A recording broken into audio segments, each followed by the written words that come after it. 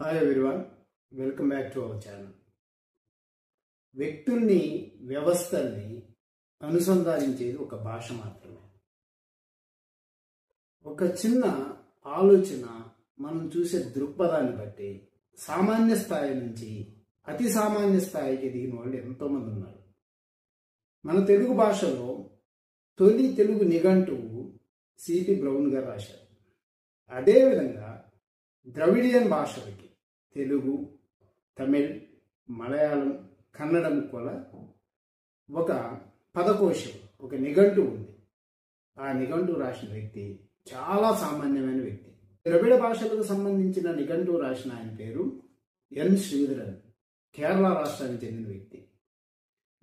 మీరు చెప్తే ఆశ్చర్యపోతారు, ఆయన 4వ తరగతి వరకే చదివారు. ఆయన ఒక బీడీ కంపెనీలో పనిచేయడానికి వెళ్ళినప్పుడు మీరు చూడండి, ఆ రోజుల్లోనే కంపెనీ వాళ్ళు ఎంత దూరదృష్టితో ఆలోచించేవాళ్ళంటే వాళ్ళ బీడీస్ సేల్స్ కోసం 4 రాష్ట్రాలకు సంబంధించినటువంటి భాషలు దాని మీద ముద్రించారు. ఒకరోజు అకస్మాత్తుగా ఆయన దాని మీద ఉన్నది చదవటానికి ప్రయత్నం చేసింది. కేవలం మలయాళం మాత్రం చదవగలిగాడు. నేను ఈ వీడియో స్టార్టింగ్లో చెప్పాను ఒకటి, మనం ఆలోచన దృక్పథాన్ని బట్టి సామాన్య స్థాయి నుంచి అతి సామాన్య స్థాయికి మనం మారవచ్చు అని చెప్పి.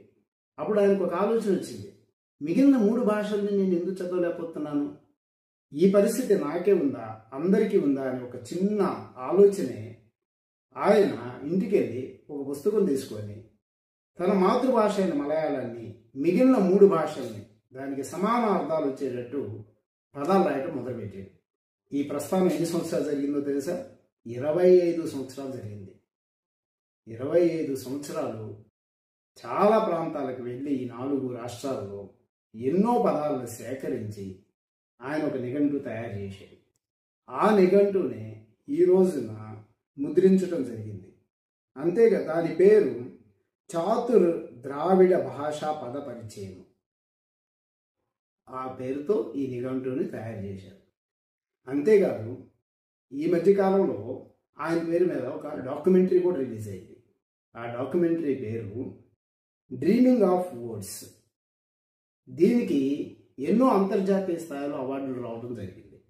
చూడండి, ఒక చిన్న ఆలోచన, మనం ఆలోచించే దృక్పథం మనిషిని ఎంత గొప్ప పొజిషన్ చేరుస్తుందో ఇది ఒక్కటే మనకు ఉదాహరణ అని చెప్పవచ్చు.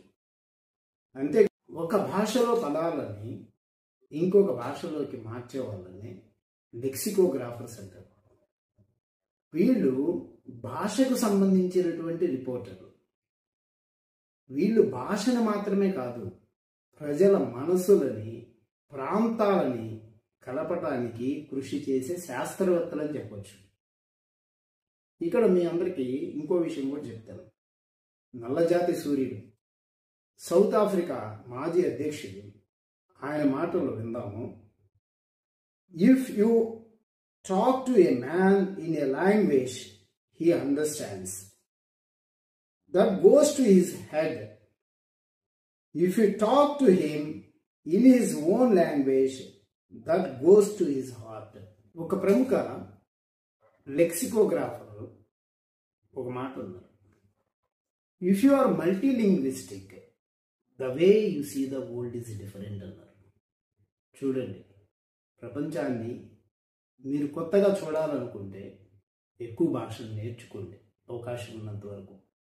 అన్నిటికన్నా ముఖ్యమైన విషయం ఏంటంటే, సైకాలజీ ప్రకారం 8 సంవత్సరాల లోపల ఉన్న పిల్లలు చాలా ఎక్కువ భాషలు నేర్చుకోవడానికి అవకాశం ఉంది. మీ ఇంట్లో కనుక ఆ ఏజ్ గ్రూప్ కనుక పిల్లలు ఉంటే మీరు వాళ్ళకి ఆ వాతావరణాన్ని కల్పించండి.